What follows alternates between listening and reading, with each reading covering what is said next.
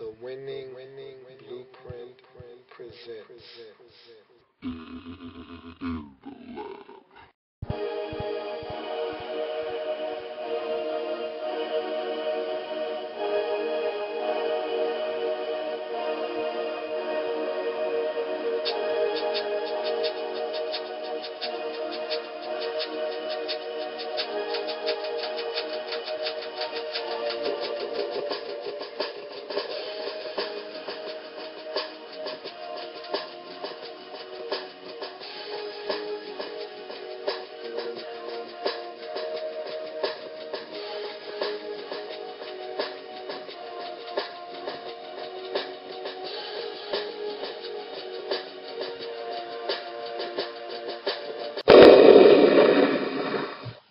Playoffs? Don't talk about playoffs. You kidding me? Playoffs? I just hope we can win a game. Welcome. You are in the lab room. I'm your host, Luke. Thank you for joining me. There you have it. The completion of the 2012-2013 NFL season is upon us. Congratulations to the 2012-2013 Baltimore Ravens as they are your new NFL Super Bowl champions. You can't script it any better than that. You just can't. There was a lot of drama last night. And we'll get to all of that here in a second. But first and foremost, I want to really say that it was a pleasure covering the NFL all season long. It's been fun. It's been a long, arduous journey at times. But all in all, it was fun. Had a blast doing it. And we'll talk about that a lot later on in the program. Things that are on the horizon. But let's get to the Super Bowl. According to the Nielsen ratings, the most watched Super Bowl in the history of Super Bowls. This thing gets bigger and bigger and bigger every single year. And of course, I think a lot of that had to do with the fact that Beyonce, they actually had a modern act at halftime. Beyonce, someone that is a pop culture icon, the likes of we haven't seen since Michael Jackson. And so, yeah, that helps spike your ratings when you can get an icon like Beyonce doing the halftime show. So, yeah, this was a big deal. And these two teams really gave us the effort that we didn't think for a while there we were going to get in this game. It didn't look like it for at least 2 quarters. But luckily for us, Beyonce was electrifying at halftime in more ways than one. So let's talk about the game. How the Ravens came to be your 2012-2013 NFL Super Bowl champions.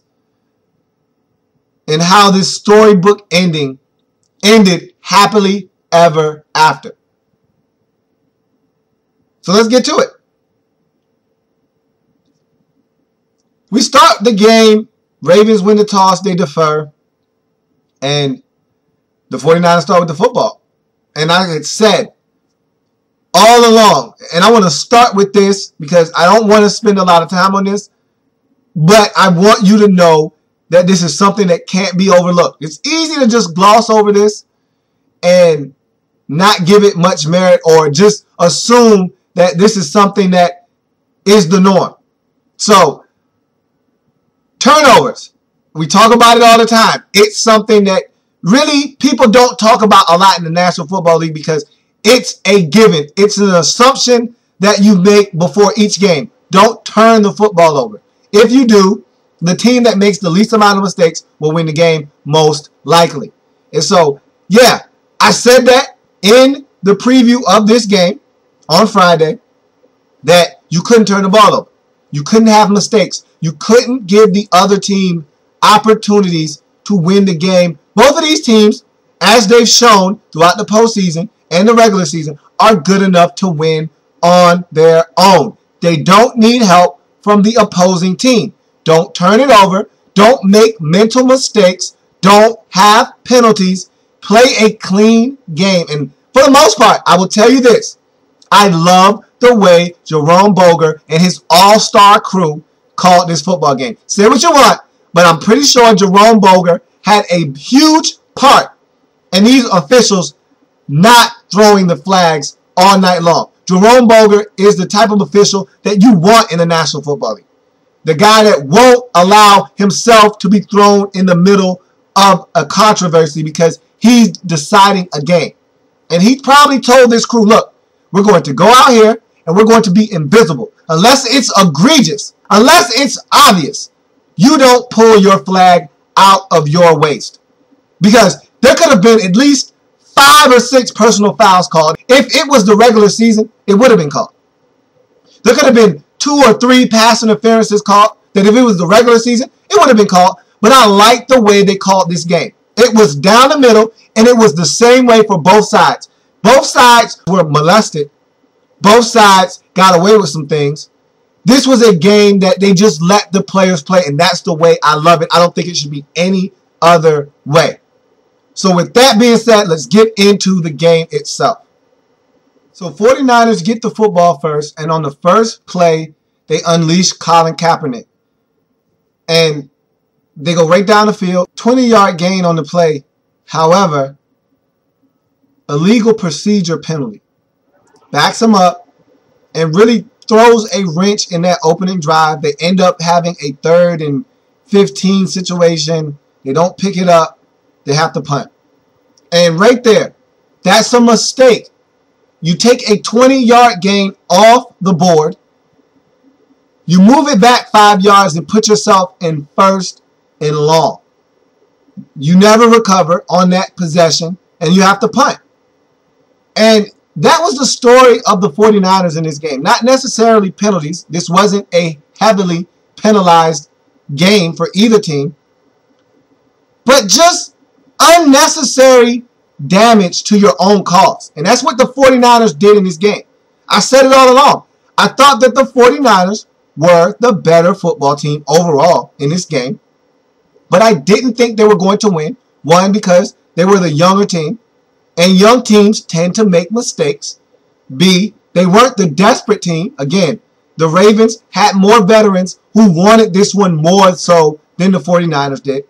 And C, I just thought that this stage would end up being too big for the San Francisco 49ers. I just thought it would be. You got a young quarterback who's only got 9 or 10 starts up under his belt. Can't see him just stepping in and winning a Super Bowl. It's hard for me to imagine that. This Baltimore Ravens team was battle-tested. They've been in the postseason every year for the last 4 or 5 seasons. They've won games in the postseason each of the last 4 or 5 years. And so this team knows how to get it done. They haven't been able to get over the hump per se, but they know what it takes to win. And when given the opportunity in the Super Bowl, I knew they would not disappoint. And so 49ers shoot themselves in the foot on the opening possession. They have to punt. Joe Flacco and the Ravens take the football and go down the field. They find themselves in the red zone, and on a crucial 3rd and 9, where Joe Flacco overthrows his target in the end zone, and they're going to be forced to kick a field goal, the San Francisco 49ers get flagged for offsides. And just like that, another back-breaking penalty. And this is what I'm talking about. Self-induced punishment by the way of the San Francisco 49ers hurting themselves in this game. Not only do you kill your own opening drive, but you aid the Baltimore Ravens in getting 7 instead of 3. Because on the very next play, where the Ravens would have had to attempt the field goal, instead, they get another opportunity on 3rd down, and this time, Joe Flacco does not miss Anquan Bolden streaking open over the middle of the field in the end zone for a touchdown. Ravens take a 7-0 lead. And just like that, 2 penalties for the San Francisco 49ers results in ending one possession, keeping one alive, aiding the Baltimore Ravens in taking an early 7-0 lead. So right there, you see the San Francisco 49ers making mistakes, committing errors. Again, the team that makes the least amount of mistakes normally wins when 2 good teams are playing against each other. That's normally what it comes down to in the National Football League. the team that makes the least amount of mistakes. And so far, the San Francisco 49ers are off to a horrendous start. So they get the football back again, and they can't get it going offensively. I thought that they came out in this game and were too aggressive. Again, the San Francisco 49ers are a team that runs to set up the pass. When they start passing to set up the run, they get themselves into trouble. And look, Colin Kaepernick can spin it with the best of them. So it's not an issue of he can't get it done. It's more of an issue of getting this offense settled down, getting everyone to realize this is who we are, this is our identity, this is what we're going to do. And then after establishing yourself, getting in a rhythm, then you can start unleashing the passing game. And I thought they came out and they tried to attack the Ravens defense with the passing game, and they were unsuccessful early on, and it gave the Ravens a head start on them, one that they had to try to overcome later in the football game. So on the next drive, the 49ers get the football. They settle it down. They start to establish the run with Frank Gore, and then they start throwing the ball down the field. And I thought that in this game, the 49ers got chunks. They got chunk plays in this game. But again, a lot of it was predicated off the fact that they can run the football. And once they started running the football, again, just like they did against Atlanta, when they settled down, started running the football, everything started to come easy to this offense. And that's what happened on this drive. Is they started to run the ball, they moved the ball down the field, and as they got into field goal range, Colin Kaepernick took a sack on third down. Now, I'll tell you what, to me, this was a huge play in the game, because even though this play was really minuscule at the time, and I continued to talk about it, I was in the company of friends and family, and I kept telling them, you can't miss that pass. And I told you, the 49ers did so many things in this game to stop them from winning.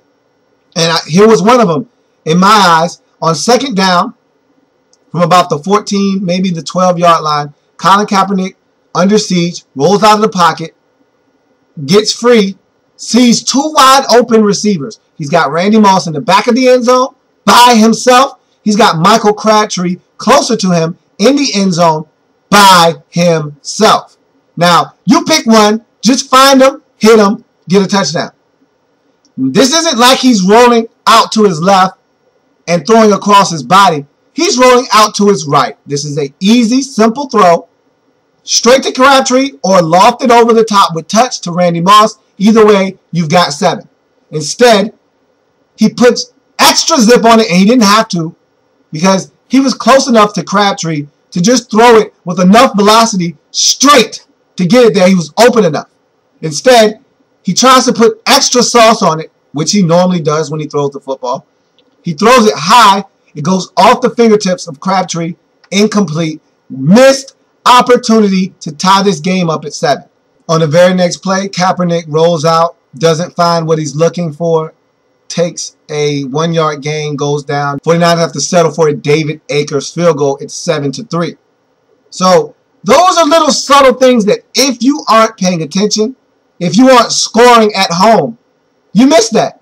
But that's a big swing. We're talking about a 4-point swing. The difference between the Ravens having to settle for a field goal and getting an extra opportunity and getting 7 and having to kick a field goal. We're talking about the 49ers having an opportunity to tie this game at 7 or have to settle for a 3 and be trailing by 4 in the football game. These things matter, especially when you get to the end of the football game. It doesn't seem like much at the beginning because there's such a long time to go in the game. There's a lot of football to be played, and so you might win the game by 20. No one will be talking about that play you missed in the first quarter. But at the end of the game, and I was talking about it at the beginning because I felt like this game was going to come down to the wire. But the game is 7-3 at that point. Ravens get the football, and they drive it back down the field. And Joe Flacco started this game hot. I mean, piping hot. And there was not much that the San Francisco 49ers can do, even when they hit home. And Joe Flacco was wrong. He was still right. The 49ers bring pressure on the play. Flacco is flushed.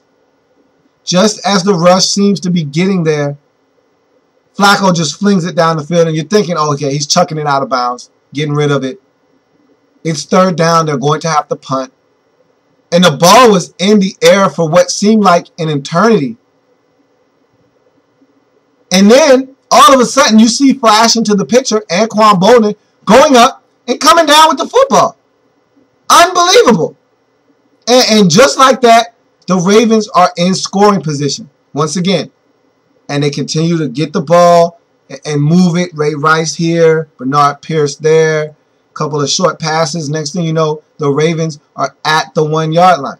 So they decide on third down to throw it to a wide open Dennis Pitta. Catches the touchdown pass. It's 14-3 now. Ravens are leading. And right now, the 49ers are having trouble stopping the Ravens from throwing the football. Joe Flacco right now in the game is having his way with this San Francisco 49ers defense. And I tell you what, this revamped, reworked Ravens offensive line that they displayed and showcased at the beginning of the postseason, they are your catalyst for this Super Bowl championship run. Without this offensive line and the way they were able to protect Joe Flacco in all of the postseason games, for the running lanes that they were opening for Ray Rice, this team would not be where they were. And again, it was on display. Joe Flacco had ample time to throw the football. You didn't hear from Aldon Smith in this game. Justice Smith was not a factor. This defense for the San Francisco 49ers, especially in the first half, absolutely stifled. They did nothing. They were silenced. This offensive front for the Baltimore Ravens really got it done in the postseason. And they continued to do it in the Super Bowl. Ravens take a 14-3 lead. We get right into the end of the second quarter, and the Ravens have the ball. Approaching the 2-minute warning, Joe Flacco looks up, has ample time to throw the football, sees a streaking Jacoby Jones down the field, lets one rip, and he was really underthrown was Jacoby Jones because he had the San Francisco 49ers defenders beat by about 3, maybe 4, 5 even yards. The ball had to take some time to get there. Jacoby Jones was able to pull it in. Chris Culliver, instead of him trying to get Jacoby Jones and touch him down, he tries to make a play on the ball. He misses, never touches Jacoby Jones, so he's allowed to get up. He makes a move, makes one guy miss, shakes Chris Culliver, outruns him into the end zone, scores the touchdown. It's 21-3 Ravens, and it's not halftime yet. Unbelievable. This Ravens offense is carving up the San Francisco 49ers defense, and this Ravens defense is stepping up to the challenge of stopping this San Francisco 49ers offense.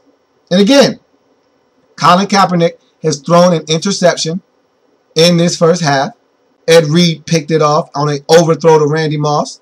So the 49ers are making mistakes. Here we go. Mistakes are the name of the game right now. That's the story in the first half.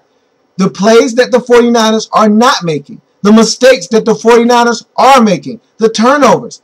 These are all things that have culminated in a 21-3 deficit at this point in the second quarter. Missing an open receiver or two in the end zone. Giving the Ravens a second opportunity at getting a touchdown or converting on third down, which turned into a touchdown. Having a 20-yard gain canceled out by a procedure penalty on the first play of the game. Having an interception be thrown, picked off by Ed Reed. You can't do that if you want to win. And we're on the biggest stage now. Every mistake is magnified. You can't have them. So now it's 21-3. At this point, all those around me are starting to feel like this game is slipping away. And I'm starting to agree with them. It's looking like the San Francisco 49ers are being overwhelmed at this point. But I told them right before that last possession, the Ravens scored very quickly. They scored right before the 2-minute warning. So it was about 1 minute and 55 seconds or so left. Right as the 2-minute warning was about to commence, they scored that touchdown with Jacoby Jones. And so at this point, I said, okay, the 49ers have essentially 2 minutes They have, I believe, 2 timeouts remaining. They've got time. They've been moving the ball somewhat in this first half. Colin Kaepernick, to this point, is about 4 of 8. He's not having a bad game, but he does have the interception. He does have the missed touchdown connection in the end zone.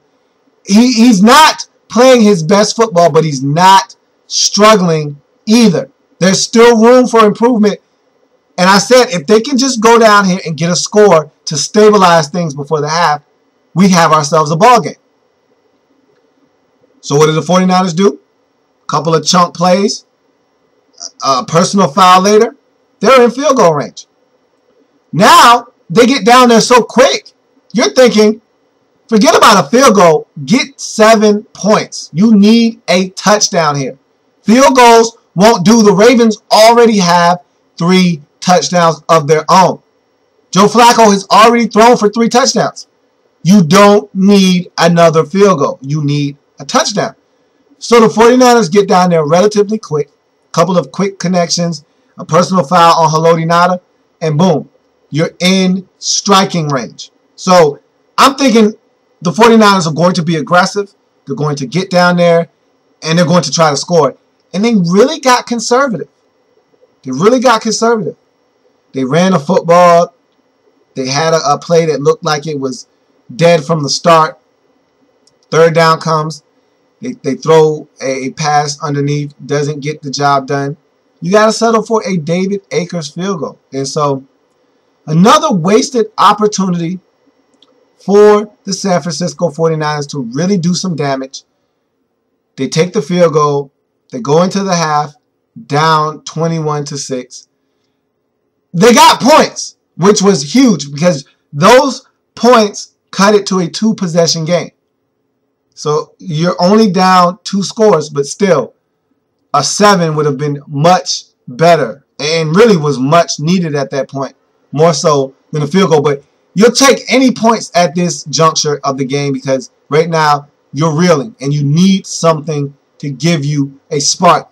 And that field goal before the half looked to be the beginning of them trying to come back and build something in this game. Now, giving you a quick recap of the first half. The 49ers made mistakes. You got the opening play penalty that negated a 20-yard gain. You've got the offsides penalty on the Ravens' first offensive possession that led to a second chance on 3rd down, which gave them the opportunity to score a touchdown on the next play. You've got the missed opportunity on a touchdown by the 49ers when Kaepernick missed an open Crabtree and an open Moss on the same play in the end zone. Overthrew Crabtree, they had to settle for a field goal. You've got the Colin Kaepernick interception on the overthrow to Moss, picked off by Ed Reed. Then you have the Baltimore Ravens trying to really outsmart. And look, at heart, we know John Harbaugh is a special teams coach. And so what better stage than to unleash your special teams prowess than in the Super Bowl? But 4th and 9 with the field goal kicker, I didn't like the decision then. And at the end of the game, it loomed large. Even though they were able to hold the 49ers to a 3-and-out, get the football back, and score a touchdown. That still was not the best time for that. You're up 14-3. You got an opportunity to get points. I think you got to get points. I really think you got to take the points. But nonetheless, they still end up scoring later on, and so it was fine. It was fine. So the 49ers get another opportunity to score. And again, the 49ers really shot themselves in the foot in the first half. LaMichael James also with a fumble in the first half. So you see the 49ers unraveling. His fumble, not the Colin Kaepernick interception. His fumble led to the Dennis Pitta 1-yard touchdown reception. So, again, you see these things transpiring in this game, and it led to the San Francisco 49ers trailing 21-6 at the half.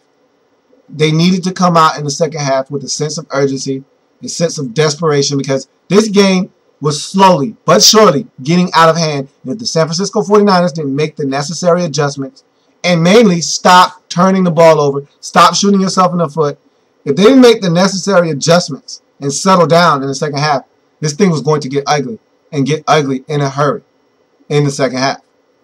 So after the half, again, remember I said at the beginning, the Ravens deferred until the second half, and so they were getting the opening kickoff of the second half.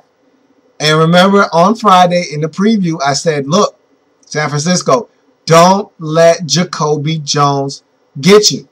Don't let him be the difference in this game. He's already got you for a quick strike touchdown on offense. Now he looks to field the second half opening kickoff. And coming into the second half, if you're the 49ers, your whole mindset is, hey, let's get a stop, get our offense back on the field, and let's build off of that field goal that we got to end the first half. So you're thinking, hey, let's get it going. And if you're the coach, you're not even paying attention. You're talking to the defense. You're telling them what you want to do. And before you know it, Jacoby Jones fields the second half opening kickoff 2 yards away from being a touchback, because he's that close to the out-of-bounds marker in the back of the end zone. So we're talking about 8 yards deep in the end zone. And he comes out flying, as he always does, hits a seam, and he takes off to the races. He's gone. He's looking up at the screen, and he knows no one's going to catch him. And he gets in the end zone, and he starts dancing. And just like that, this game is over. Lights out. Hey! Who turned out the lights?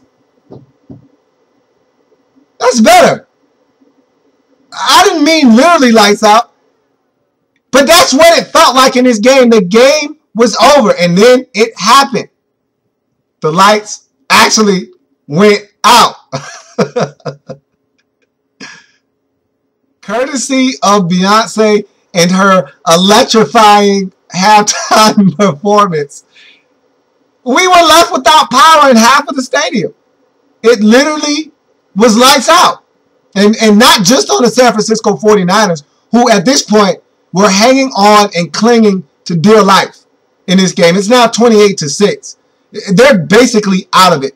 The Ravens just got a sack on Colin Kaepernick, and it's 3rd and long, and it looks like this thing is all but over. And then the lights go out. There's a 40-minute delay in the game, in the action. All the momentum the Ravens have built up until this point comes to a screeching halt. Because now it's like you're starting the game all over again. 0-0. No one has any points. You got to go back to pregame warm-up. You got to start stretching. You got to start finding ways to stay loose. This isn't even like halftime. At least halftime, you're getting in-game strategy. You're getting adjustments. And it's only 25 minutes. So you get a chance to rehydrate, and you're getting coaching. Now you're just sitting on the sidelines trying to figure out what's going on. This is unnatural. This is not what you're used to. Your body isn't used to stopping for 40 minutes and then coming back out. It's almost like a rain delay in baseball. If your starting pitcher is out for an extended period of time on a rain delay, you don't bring him back in. It's to the bullpen. And that's what I felt like happened to the Ravens. They were on cruise control. They were pitching a gem, a one-hit shutout. And then the rain came, or in this case, the lights went. And they couldn't go back out there. They couldn't go back out and finish this gem. They had to leave it to the bullpen. Unfortunately for them, the bullpen wasn't ready to secure the victory. No, not just yet. The momentum turned when the lights went out. And I said this at the time, and I really said it half-heartedly because I'm like, there's no way the 49ers are coming back in this game. But I said to everyone in the house, if the Ravens lose this game, this will be the talk of the football game. This will be the talk of the Super Bowl. The fact that the lights went out and the momentum was lost, the tide was turned, the game changed. And I said that again, half-heartedly, because there's no way the Ravens are going to give up a 22-point lead. There's no way the San Francisco 49ers climb out of this 22-point deficit. They haven't shown me enough in this game. They can't stay out of their own way. They can't stop making mistakes. They can't put touchdowns on the board instead of field goals. They can't stop this Ravens offense. They just let Jacoby Jones loose. They can't come back. This lead is insurmountable. No, this isn't the Atlanta Falcons. The Ravens aren't going to roll over and give them this football game. No way. But I said it anyway because I knew that it takes a lot to stay focused. It takes a lot to just pick up where you left off from after the lights come back on. And the Ravens weren't able to do that. Even though they were able to get the 49ers off the field because it was 3rd and long, they didn't do anything with the football on offense. And then the 49ers started to gain momentum. And you could see this game turned. It changed when those lights went out. And then you heard all the conspiracy theories come out of the woodworks. Twitter was blowing up with all kinds of comments about Beyonce and the halftime show. Hey, look, it was Beyonce and the halftime show. Don't let anyone fool you into thinking that it was a malfunction or something other than the halftime show. The halftime show did this to the stadium. Make no mistake about it. I'm no expert. I did not sleep at a Holiday Inn last night. But I will tell you that that halftime show drained the Superdome. And the Superdome, by no means, is a new facility. This is an old facility that if something like Beyonce's halftime show occurs, can do some serious damage to your power supply. And that's what it did. It absolutely zapped that Superdome of a lot of its power. Something went boom, out went the lights. And with it went the Ravens' dominance in this football game. So the 49ers get the football, and you could see the wheels starting to turn into motion for this game to turn around. Now, they were going to need some help. This wasn't going to be a quick fix. This wasn't going to be the 49ers just scoring and having an all-out assault on the scoreboard. They were going to need some help from the Baltimore Ravens. This thing wasn't going to just turn around and it was going to happen because offensively they were going to just start clicking. They were going to need some Baltimore Ravens errors as well. And they got help. 49ers take the football down the field, and Colin Kaepernick finds Michael Crabtree over the middle, sheds 2 Baltimore Raven shoulder tackles or attempts at a tackle, pathetic excuses for attempts at a tackle. Crabtree bounces off of both of them, races into the end zone for the first touchdown of the day for the San Francisco 49ers. And again, if you are the Ravens, you don't want to take your foot off the gas pedal here. Don't try to be Superman. Make the routine play. A simple tackle there would have been suffice to keep Michael Crabtree out of the end zone. Instead, both guys tried to go for the kill shot with the shoulder instead of wrapping up and doing it soundly and fundamentally. Instead, Michael Crabtree bounces off both of those inferior attempts at tackles, runs into the end zone. Now we have a 28-13 ball game. And things like that set up and set the stage for what's to come later. You allow a team who's dead in the water to quick strike you, get in the end zone. This was a 31-yard touchdown completion.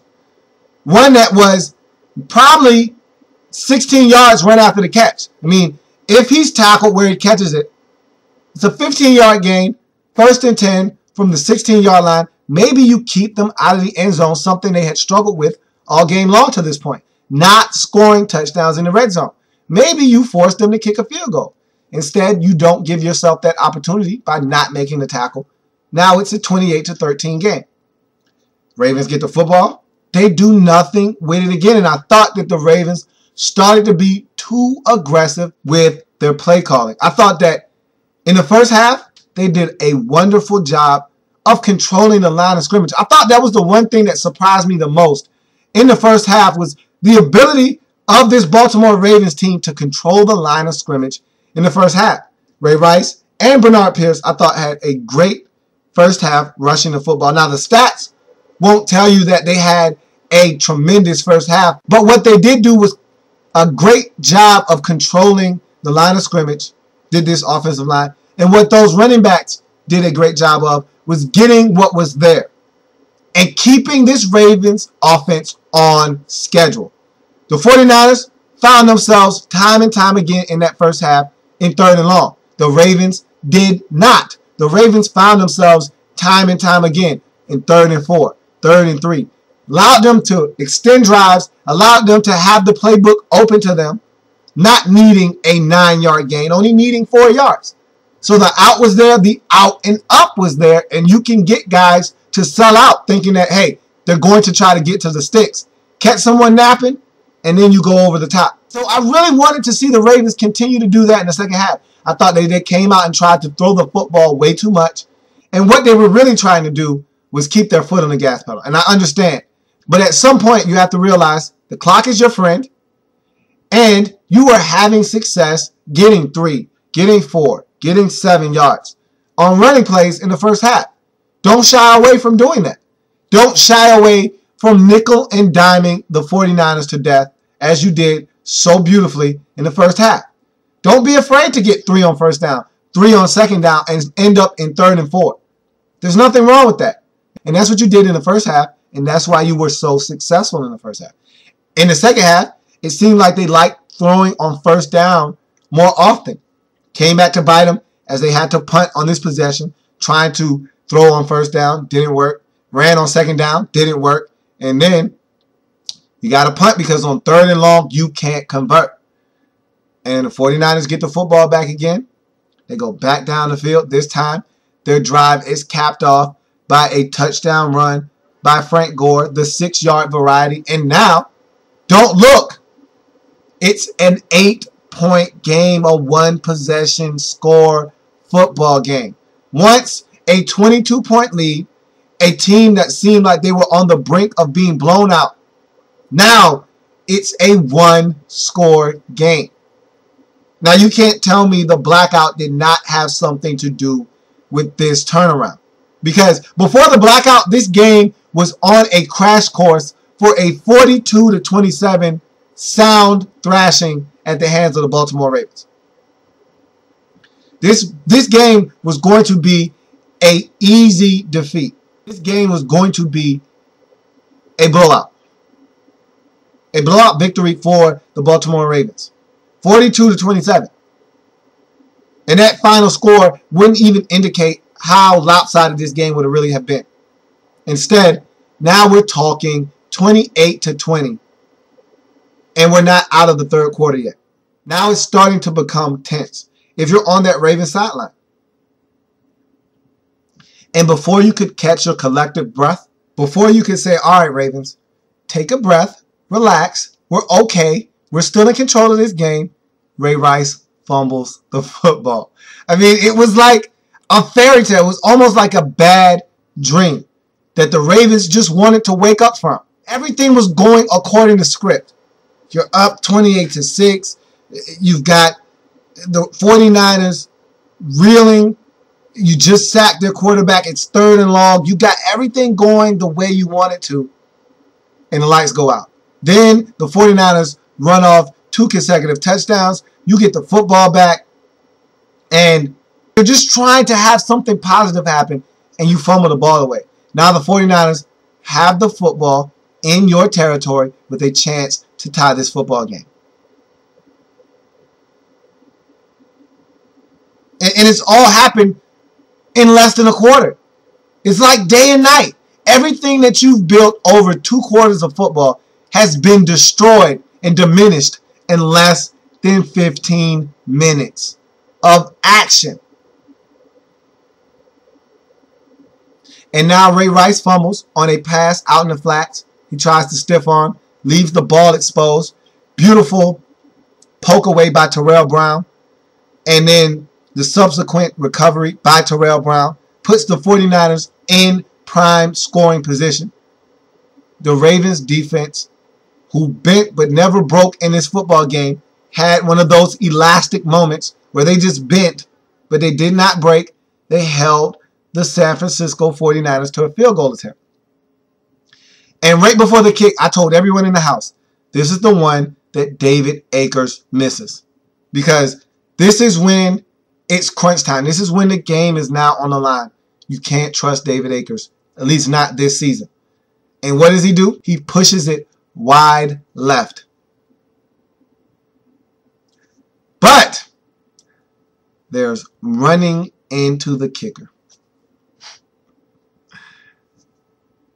Big mistake by the Baltimore Ravens. And again, the Ravens haven't been the team making the mistakes. The Ravens haven't been the team turning the football over. Here we go. It's a role reversal now. The Ravens weren't the ones committing the mistakes. The Ravens weren't the ones committing the penalties. The Ravens weren't the ones giving the extra opportunities in the first half. That was the 49ers. Now it's Baltimore with the turnover, the Ray Rice fumble. Now it's Baltimore giving the San Francisco 49ers the extra opportunity on a fourth down attempt that was failed to kick it all over again. Now it's the Ravens making the crucial errors in this game, keeping the 49ers alive. So Akers gets another attempt, 5 yards closer. This time he drills it right down the middle. It's 28-23, Ravens clinging to a 5-point lead. If you're Baltimore at this point now, you got to get something going. Even if you don't have points scored, 2 or 3 first downs followed by an excellent punt will do just fine.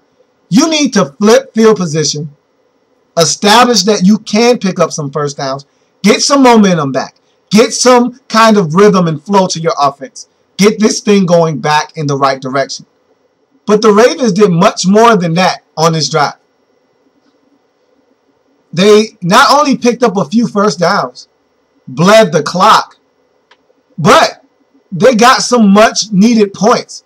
They really wrestled the momentum away from the San Francisco 49ers on this possession, and they needed to do that. Up until this point, they had struggled. The only points of the second half for the Baltimore Ravens was the Jacoby Jones touchdown return on the opening kickoff of the second half. So this was an important drive for the Baltimore Ravens. They had to have something good come of this drive. And they were able to start moving the ball down the field, pick up some first downs, start eating away at this clock, because it seemed like for a time there, time stood still in this game. I mean, the third quarter could not end fast enough for the Baltimore Ravens. They gave up 17 points in that period and really allowed the San Francisco 49ers to not only climb back into this game, but really dominate the football game through the third quarter. So they couldn't wait to get that football back and have something positive happen. And they started to move the football toward the end of the third quarter into the fourth quarter. Really put together a nice drive, but much like the San Francisco 49ers in the first half, couldn't get the ball into the end zone, but they got a much-needed field goal to extend the lead back out to 8. So they got the field goal back that they had just given up on the previous possession. So now it's been extended to an 8-point lead, 31-23. Ravens are up. But again, the Ravens have not stopped the San Francisco 49ers in this half for the most part. Since the blackout, the San Francisco 49ers have been extremely efficient on offense, scoring at will, whether it's a touchdown or a field goal. They're getting points on just about every possession are the San Francisco 49ers. The Ravens are not putting up enough resistance defensively. And so San Francisco gets the football back, now trailing by 8. And they simply march down the field. More chunk plays, more matriculation of the football down the field by the San Francisco 49ers. They get into the end zone on a 15-yard Colin Kaepernick scamper. And this one had trouble written all over it from the start. I was saying on the play to everyone that was around me, if he gets out of the pocket, he is going to score, because the Ravens came with an all-out blitz on this play. They sent about 6 or 7 guys on this play. And if you're sending 6 or you're sending 7, you're most times are going to be in man-to-man coverage. When you send that kind of heat after the quarterback, you can't afford to play zone. 9 times out of 10, you are playing man-to-man coverage. It's a zero blitz, essentially. Everyone is responsible for one man. And when you're in man-to-man coverage, guess what? Your back is turned to the quarterback. You can't focus on the quarterback and what he's doing. You can only worry about your man, because if you can't guard your man and stop him from catching the football, there's no help. If you get beat, that's 7 when it's zero coverage, when it's a zero blitz. There's no help. So you got to focus on your man, and so you turn your back to the quarterback. In this case, a scrambling threat like Colin Kaepernick. Guess what? He breaks contain, gets to the outside. Who's going to stop him from getting in the end zone? No one's looking. The guys that have come on the blitz, he's ran past them a long time ago. He's left them in the dust a long time ago. And so he gets around the edge, takes off, and tiptoes right into the end zone, untouched. Now the score reads 31-29. A simple 2-point conversion away from tying a game that was once a 22-point deficit. Unbelievable. The San Francisco 49ers, now on the comeback trail, have a chance to complete this comeback by tying this football game up at 31. All they need is a simple 2-point conversion. And the Ravens said, look, they just beat us on the blitz. We're not going to stand back here and allow Colin Kaepernick to beat us again, as the San Francisco 49ers sort of spread the Ravens out on the 2-point conversion. The Ravens sent the house again, and this time they got free, they hit home, forced Colin Kaepernick to get rid of it sooner than he wanted to, air mails it to Randy Moss over his head, 2-point conversion unsuccessful. Ravens still clinging to a 2-point advantage in this football game. So now the Ravens have a chance to really do some damage to the San Francisco 49ers' hopes of being called Super Bowl champions. A simple, and it's really not simple, but a simple touchdown would end any drama in this game. Because if the Ravens are able to not only keep a drive going, eat up the clock, but to culminate it and cap it off with a touchdown, would make this a 2-possession game at a 9-point advantage for the Ravens. At this point, at this juncture of the game, the 49ers, who are already without one of their timeouts, would really be in some serious trouble, down 2 scores late in the ballgame. So a touchdown would be all but insurmountable at this point. A field goal, however, would leave the door slightly ajar for the San Francisco 49ers. So one more time, the San Francisco 49ers defense needed to stand up. They either need a stop or they need to hold the Ravens to a field goal attempt. Either one of those will be suffice to give you an opportunity to win this game. And again, that's all you're looking for in the National Football League. I said it on Friday. I've said it all year long. Give yourself a chance to win the game in the fourth quarter. And if the 49ers could come up with one more stop, albeit a punt, albeit a field goal attempt, albeit a turnover, whatever the case may be, if the 49ers could somehow stop the Ravens from getting in the end zone on this possession, they would have a shot to call themselves Super Bowl champions. And so the Ravens got the football, and they started to mount a drive. And they really had the San Francisco 49ers on the ropes, as they were able to push the ball all the way down to the 49ers 3-yard line. And this was it. This is your season if you're the San Francisco 49ers. This is it. You're at the 3-yard line. 1st and goal. Ravens have the football with a chance to put this game out of reach. With a little over 4 minutes to go in the game, a 9-point deficit would probably be too much for you to overcome. Not impossible, but very, very unlikely.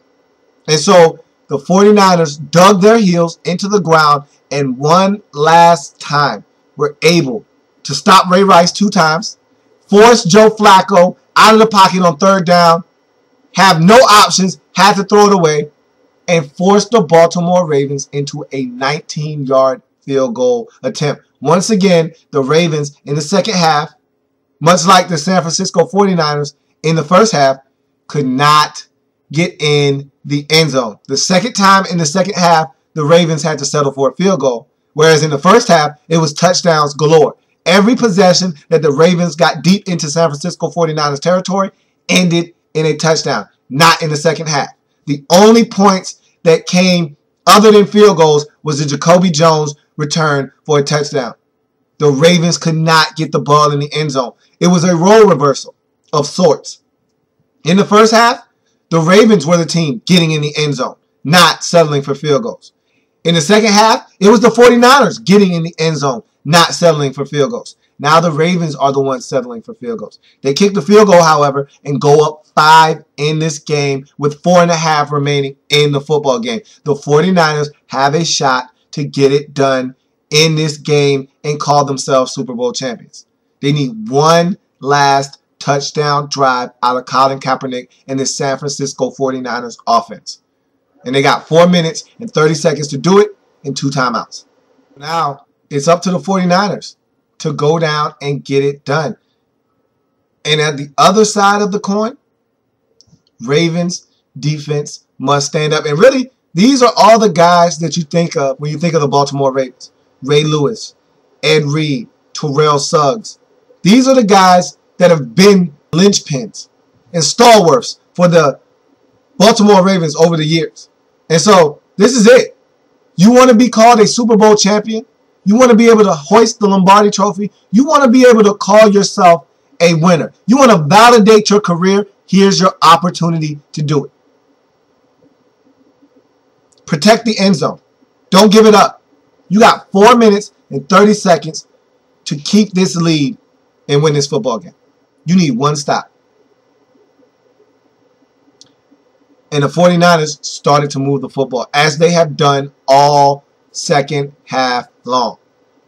And they got chunks, as they had done all second half long. Capped off by a 33-yard run down to the 7-yard line of the Baltimore Ravens. Frank Gore gets loose, makes a guy miss, gets down the sideline, and if not for Ed Reed, no one's talking about Ed Reed making the game-saving tackle, pushing Frank Gore out of bounds. But I tell you what, if Ed Reed does not, and the Ravens had a terrible game tackling. So we can't take this for granted and just say, yeah, he's going to push him out of bounds. Yeah, he's going to make the tackle. The Ravens had a horrendous game tackling. And Ed Reed was part of the problem. He hurt his shoulder early in the game with a shoulder tackle, trying to dislodge the ball from Vernon Davis on a reception. So he was part of the problem as well.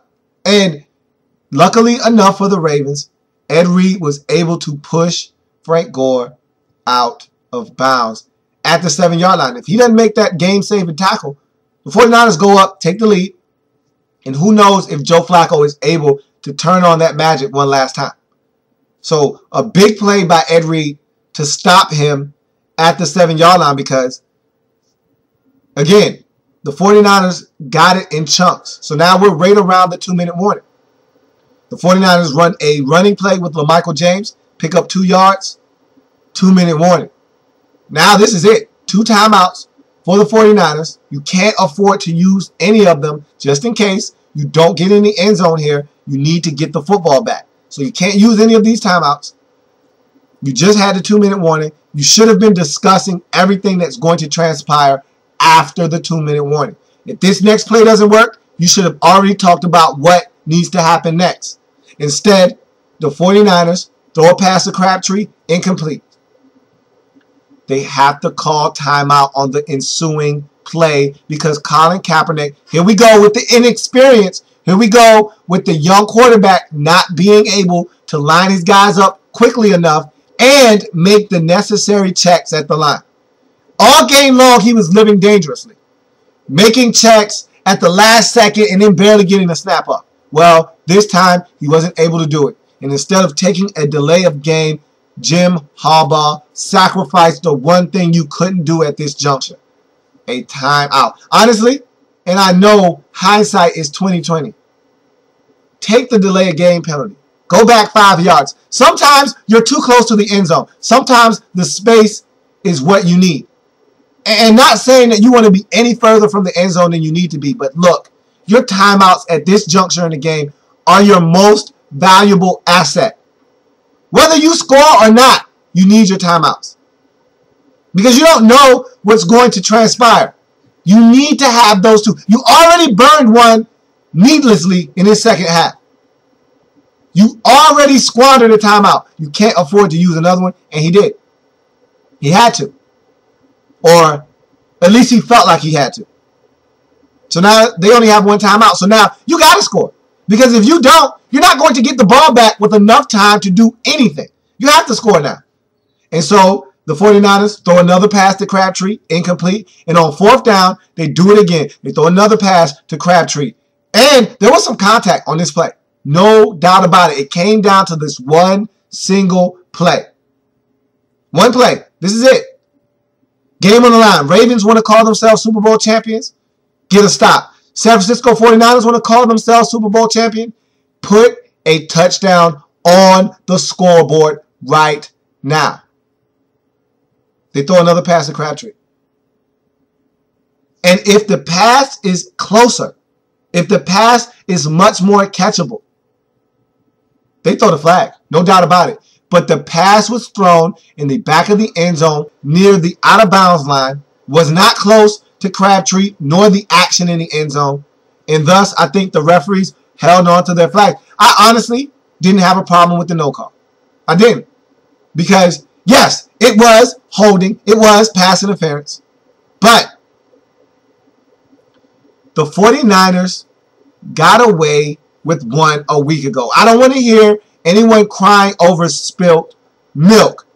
Okay? You were just drinking from the same milk a week ago. You benefited from not having pass interference called on 4th down a week ago when Navarro Bowman absolutely assaulted Roddy White. And I talked about it on the show the next day after the game. Roddy White was assaulted. And look, Matt Ryan should not have thrown that football. But it doesn't change the fact that Navarro Bowman, from 3 yards until 7 yards, was holding on to Roddy White for dear life. Never letting him go. Never giving him the opportunity to catch the football. And they didn't call it. You benefited from it then, so I don't want to hear you complaining about it now. Okay? So you had opportunities. You squandered them. How large was that missed opportunity at the beginning of the game to score a touchdown when you didn't? All the turnovers, all the penalties, all the mistakes finally caught up with the San Francisco 49ers in this game. They could not overcome the mistakes. They had a 300-yard passer. They had a 100-yard rusher and 200-yard pass catchers and were not able to come away with the victory because they made too many mistakes in this game. 2 turnovers, only forced 1. Too many penalties at the wrong time in the game. Gave up a touchdown behind a penalty. Killed the drive behind another penalty. You can't do these things if you want to win the football game. And so you give up a 108-yard kickoff return. These are the things that happen when you can't get it done. And the San Francisco 49ers had to pay for it. They dug themselves a hole. And for the second consecutive game in a row, they did their best to dig themselves out of that hole. They were able to do it 2 weeks ago against the Atlanta Falcons. They fell just short against the Baltimore Ravens. As the Ravens got the football back, ran 2 running plays, and again, that timeout that they had to use to stop the 49ers offense and Colin Kaepernick from getting a delay of game proved to be the deciding factor, proved to be the nail in the coffin. They have that last timeout, that second timeout. They get the ball back with about 50 seconds in this game. Instead, you don't have that timeout. Now, the Ravens have the option, the luxury of calling their timeout with about 10, 11 seconds left on the game clock. And then they were very smart in having their punter, Sam Cook, catch the football, run on the back line of the end zone until someone escorted him out of bounds, eating up precious seconds, and then kicking the ball off after the safety. 49ers returned the kick. Ted Ginn ran it as far as he could, wasn't able to make it, and that's your ball game. The Baltimore Ravens are your Super Bowl champions of the 2012-2013 NFL season. The storybook ride, the fairy tale ending for Ray Lewis is culminated in a Super Bowl championship indeed. Ed Reed, Anquan Bolden, who had a monster game, over 100 yards receiving, a touchdown, was a huge part of this win, finally gets a ring. Matt Burke, the long-time center in the National Football League, long-time Viking center, now a Ravens center, finally gets a Super Bowl ring. Terrell Suggs finally gets a Super Bowl ring. And Ray Lewis gets to ride off on that black stallion into the sunset as a Super Bowl champion once again. I told you that the football gods were not going to allow Ray Lewis to come this far and fall short. It just wasn't in the cards. It was not in the plans. I've been watching football for a long time, and I know how the football gods operate. And if they didn't want Ray Lewis to get this Super Bowl championship, they wouldn't have let him get this far. They would have had him gone against the Broncos because they were supposed to lose that game. But the football gods intervened and said, you know what? We're going to give Ray a chance. We're going to give this Ravens football team a chance. They took that chance, that opportunity, they seized it, and now they call themselves Super Bowl champions. What a remarkable journey and run. And that's a touchdown. Throw it up. I want to tack on this quick extra point. There you have it. A lot of storylines come from this game. The first thing that pops in my mind, Ray Lewis. He's done. And he gets to call himself a winner on the way out. You couldn't have drawn this story up any better. This is a Hollywood ending. So fitting for a guy that's been through a lot in his career. Has been the face of a franchise for his whole career. Went through some trials and tribulations. But at the end, he always came out on top. And he did it one final time in his career, as he calls himself a champion on the way out. Many guys don't get to do this. Elway, Bettis, they come to mind when talking about riding out on top, riding off into the sunset as a champion. Not many guys get to do that. Bettis, Elway, and now Ray Lewis can add his name to that list. Now, Ed Reed says, I'm not done. I'm not done. I'm coming back. So that means the Ravens have to pony up. He's already laid the foundation out there to basically say, look, I'll walk if you don't want me back. Now they got to figure out a way to get him back. You look at a lot of the free agents that the Ravens have, they're not thinking about that right now. But I am. I'm a football guy. Paul Kruger, Donnell L.A.B, all free agents. You want to have your team back intact to give it a go and try to repeat as champions. So you got to see what they can do. Also, you look at Joe Flacco. Probably your most pressing need and issue in the offseason is to address the Joe Flacco contractual situation. Now look, the Ravens had an opportunity to get this thing done when Joe Flacco would have been coming at you for a reasonable price. You missed that boat. You messed that opportunity up. Now you have to pay Joe Flacco elite quarterback money. And I don't want to hear all these people talking about how Joe Flacco is elite now. When Joe Flacco was already on the fringe of being elite, and I kept trying to tell people, get off of Joe Flacco's back. He's a good quarterback. The man gets it done in clutch situations. No one paid me any attention. And in fact, I was laughed at in most instances. Now look at Joe Flacco. Now everybody wants a piece of him. Everybody wants to tell him how good he is, how great he is, how he's an elite quarterback. If I'm Joe Flacco, I don't want to hear from any of you. None of you. Because I said I could do this all along. I told you I was an elite quarterback, and I showed you I was an elite quarterback. And guess who's going to Disney World? Yeah, that's right. Joe Flacco. Joe Flacco. So now the Ravens have to pony up.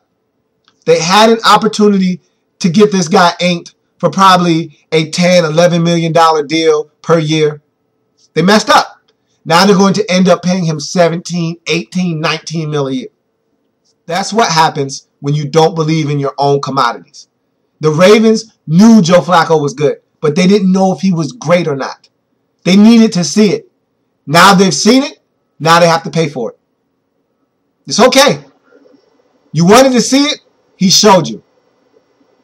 I don't have a problem with you being from Missouri, but now you got to pay for it. Should have got this deal done last offseason. Now waiting an extra season just cost you $7 or $8 million per year to do it. Frank Gore, on the losing side of this, not a happy camper. He says that the 49ers gave this game away. The Ravens got away with one. And to a certain extent, he's right. I said all along, I thought the 49ers were the better team. I thought the 49ers should win this game, but I didn't think they would. And they didn't because I thought they would make the mistakes necessary to lose. They're a young football team. Young football teams make mistakes. They didn't have the same sense of urgency the Ravens did. They just didn't. They woke up too late. It took them too long to realize, man, this is the Super Bowl. This is a big stage. The turnovers. I mean, they started the game with a penalty negating a 20-yard play. That let you know that this was going to be a rough go of it for the San Francisco 49ers. That was the type of day it was going to be. So Frank Gore is right. When you have a 300-yard passer, you have 200-yard receivers, and a running back that goes over 100 yards, you're supposed to win the game. But when you turn it over twice, have some costly penalties, and allow a 108-yard kickoff return for a touchdown, you deserve to lose the football game. End of discussion. And Jim Harbaugh, he can cry about the pass interference all he likes. At the end of the day, you got away with one last week. The football gods, all they did was even it up. You got away with one. You owed the football gods one, and they just came to collect. That's all. No need to get bent all out of shape and want to blame the officials. I like Michael Crabtree's stance on this. I don't blame the officials. We lost the football game.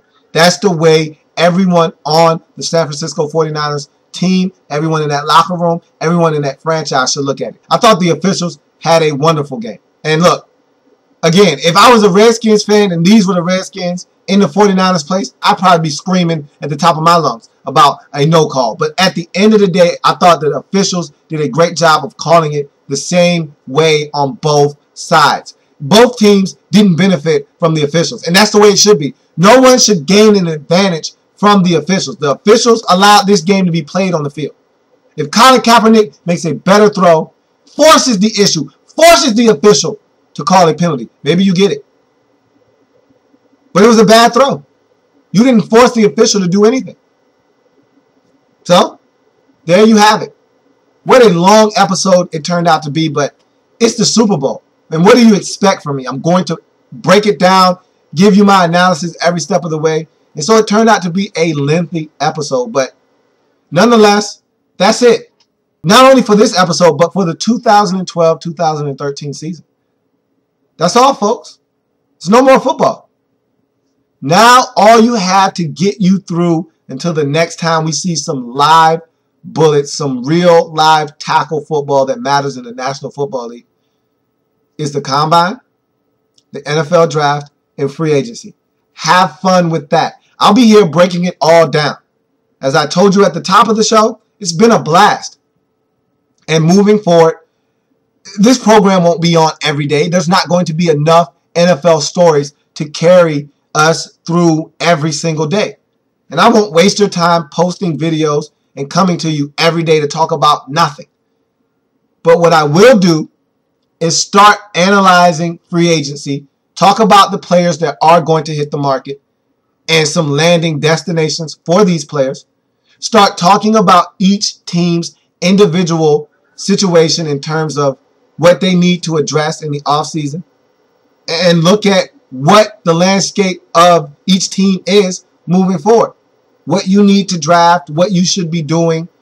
And I've been doing a little bit of that with the lab follow-up, but that's more of a recap of the season and what you need to do moving forward. What I'm going to do after I finish the lab follow-up is start getting into a lot of the free agency moves that need to be made by some of these teams. Start getting into the draft in depth. Talk about specific players and needs of teams and who you should be targeting with certain picks. So we'll get into that a little bit later on down the line. Right now, it's all about the Super Bowl. Soak it up. Let it soak in. Have fun with it. Man, it's been a long episode. I am done. Have a good one. Congratulations to the Baltimore Ravens. You are the NFL Super Bowl champions. Enjoy.